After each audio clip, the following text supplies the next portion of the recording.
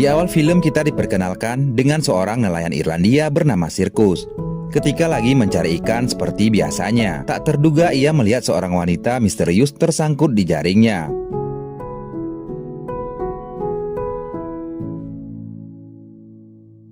Setelah tersadar, Sirkus meminta bantuan agar si wanita dibawa ke rumah sakit.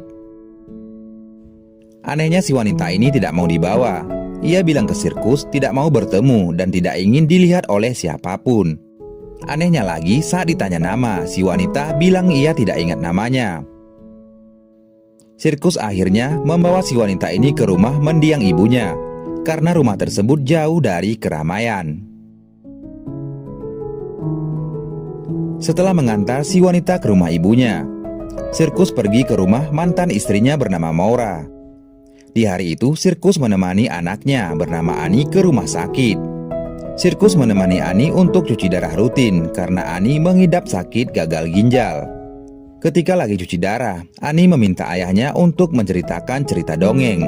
Awalnya Sirkus agak bingung mau cerita apa. Akhirnya ia menceritakan kejadian yang baru saja terjadi, di mana pada zaman dahulu kala, ada seorang nelayan menemukan wanita misterius di jaringnya. Ani menebak wanita tersebut adalah Selkie, makhluk mitologi berupa anjing laut yang bisa merubah bentuknya menjadi manusia ketika berada di daratan.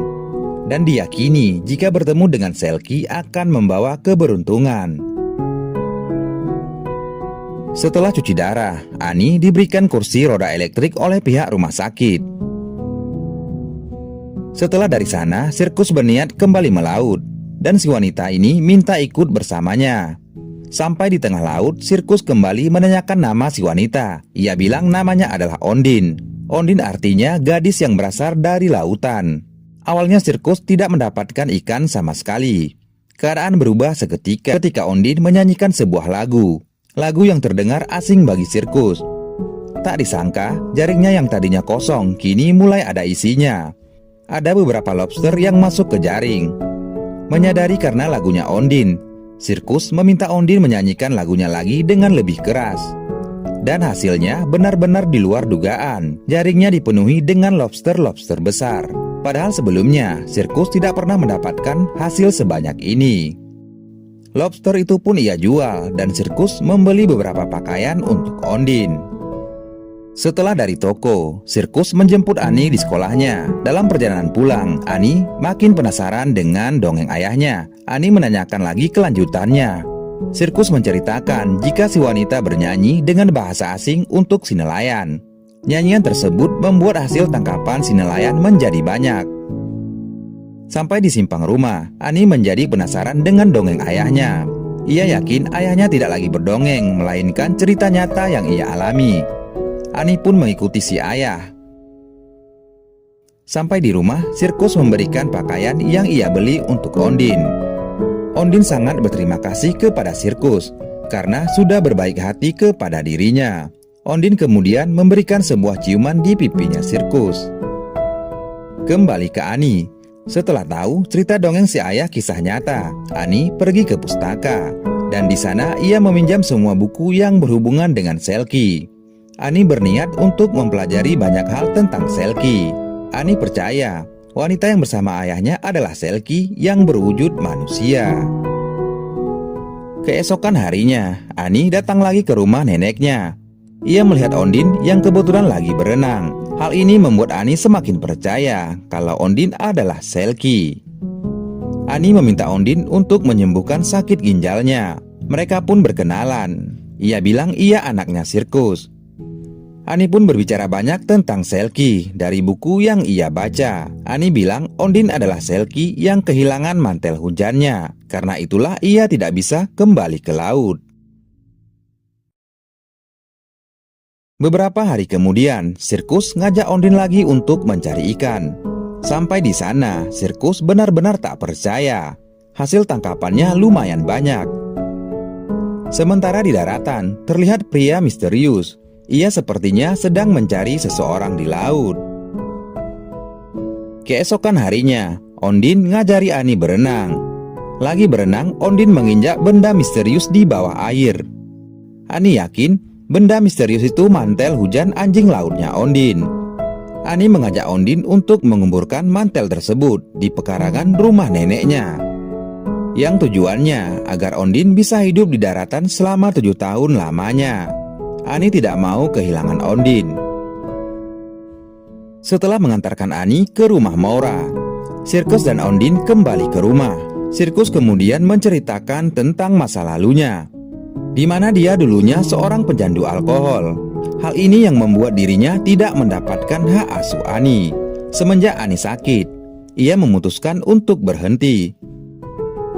Setelah ngobrol banyak hal, Sirkus dan Ondin kemudian melakukan adegan-adegan yang sudah ditunggu-tunggu oleh penonton.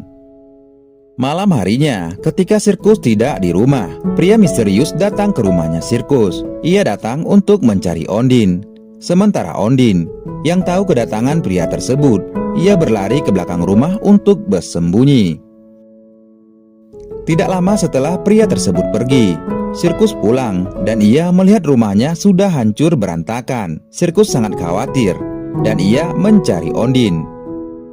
Setelah mencari ke sana kemari, Sirkus menemukan Ondin di sebuah tempat yang tak jauh dari rumahnya. Di tempat lain, di sebuah bar, Maura dan kekasihnya bernama Alex serta Ani, keduanya terlihat sedang mabuk-mabukan di bar tersebut.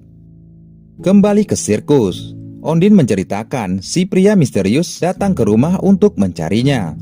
Sirkus sangat khawatir jika pria tersebut suami Selkie Ondin. Sirkus takut ia datang untuk membawa Ondin bersamanya. Sirkus yang takut kehilangan dan percaya Ondin adalah Selkie, meminta Ondin untuk membuat permohonan karena kepercayaan mereka. Jika Selkie membuat permohonan, permohonannya akan dikabulkan. Ondin pun membuat permohonan. Ia meminta Ani sembuh dari penyakitnya. Sementara Sirkus meminta Ondin untuk tetap tinggal bersamanya. Kembali ke pria misterius. Karena tidak berjumpa dengan Ondin, ia kembali ke kota. Tiba di sana, pria misterius ini terlibat kecelakaan dengan Maura, yang saat itu dalam perjalanan pulang dari sebuah bar. Sementara Sirkus, setelah membuat permohonan, ia dan Ondin pergi ke kota. Di tengah perjalanan, ia melihat ada mobil kecelakaan. Ia pun berhenti. Alangkah terkejutnya Sirkus begitu tahu yang kecelakaan mobilnya Maura. Sirkus histeris mengingat kondisi Ani. Untungnya Ani dan Maura selamat, sementara Alex, kekasih Maura, tewas dalam kecelakaan tersebut. Beberapa waktu kemudian, tim dokter memberitahukan Sirkus Alex punya kartu donor ginjal dan jaringan ginjalnya cocok untuk Ani. Operasi pun dilakukan oleh tim dokter dengan sukses. Satu permohonan Selkie telah dikabulkan. Sirkus semakin percaya jika Ondin seorang Selkie. Beberapa hari kemudian, Sirkus menemani Maura menabur abu kremasi Alex ke laut. Setelah menabur abunya, Maura bilang ke Sirkus, ia mempersilahkan Sirkus untuk membawa Ani bersamanya, asalkan Sirkus menjauhi gadis lautnya. Setelah dari sana, Maura ngajak Sirkus ke sebuah bar. Di sana Maura ngajak Sirkus untuk minum alkohol. Awalnya Sirkus menolak untuk minum. Sudah 2 tahun lebih ia tidak minum. Tetapi Maura memaksa Sirkus. Ia bilang untuk menghormati hari pemakaman Alex. Akhirnya Sirkus pun minum lagi. Setelah dari sana, Sirkus pulang dan menjumpai Ondin di kapalnya. Karena pengaruh minuman, Sirkus ngajak Ondin ke sebuah pulau, di mana di pulau tersebut tempat berkumpulnya para Selkie. Sirkus bilang Selkie dan manusia tidak akan pernah bisa bersatu. Sampai di sana, diam-diam Sirkus sengaja meninggalkan Ondin sendirian dan ia pulang ke rumahnya. Keesokan harinya, ketika Ani nonton TV, Sirkus mendengar sebuah lagu, dan lagu itu adalah lagu yang pernah dinyanyikan Ondin di kapalnya. Sirkus langsung tersadar jika Ondin bukanlah Selkie, melainkan manusia seperti dirinya. Sirkus pun kembali ke pulau untuk menjemput Ondin. Sampai di sana, ia mendapati Ondin yang lagi kedinginan. Sirkus pun meminta Ondin untuk menceritakan yang sebenarnya. Ondin bilang ia adalah seorang napi dan pengedar narkoboy dari Rumania. Pada suatu ketika, ia dan temannya bernama Vladik yang tak lain pria misterius yang selalu mencari Ondin. Ia dan Vladik membawa narkoboy jenis heroin 1 kilogram di dalam tasnya. Saat polisi pantai mengepung mereka, Vladik meminta Ondin untuk terjun ke laut dan membawa narkoboy tersebut. Ondin berhasil lolos dari kejaran polisi. Setelah berenang cukup jauh, Ondin tenggelam karena kelelahan dan ia tersangkut di jaring sirkus, sementara tas yang berisi narkoboy jatuh di laut. Setelah tahu yang sebenarnya, sirkus mengajak Ondin untuk pulang ke rumah. Sampai di sana, ternyata Vladik, si pria misterius, telah menunggu mereka. Vladik menanyakan tentang barang haram yang dibawa oleh Ondin. Sementara sirkus, yang tidak senang dengan Vladik, kemudian menghajarnya. Sayangnya, kawan si Vladik datang dan ia menodong sirkus. Ia mengancam jika barang tersebut tidak diberikan. Ia tak segan-segan untuk membunuh mereka. Akhirnya Ondin dan Ani membawa mereka ke tempat mantel hujan anjing laut ditanam. Sayangnya setelah digali, barang tersebut tidak ada di sana. Vladik semakin marah karena merasa dipermainkan. Ondin kemudian memujuk Ani untuk memberitahukan di mana mantel hujannya. Ani nggak mau ngasih tahu karena ia masih percaya kalau Ondin adalah Selkie. Jika mantel itu diserahkan, Ondin tidak bisa tinggal di daratan lagi. Ani tidak mau kehilangan Ondin. Setelah Ondin berjanji ia tidak akan pergi, barulah Ani mau bicara. Ia bilang barang tersebut ia pindahkan ke perangkap lobster di kapal ayahnya. Mereka pun pergi ke kapal. Saat Vladik sedang menarik perangkap lobsternya, Ondin menendang mereka. Vladik dan temannya tewas tenggelam karena tidak bisa berenang. Akhirnya polisi datang dan mengevakuasi mereka. Sementara Ondin juga ikut ditahan oleh polisi. Setelah menjalani persidangan, Ondin dibebaskan karena ikut membantu polisi. Tetapi ia akan dideportasi ke negaranya.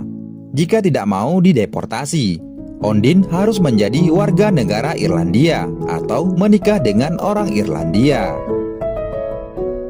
Di akhir film, Sirkus dan Ondin pergi ke gereja untuk menikah dan film pun selesai.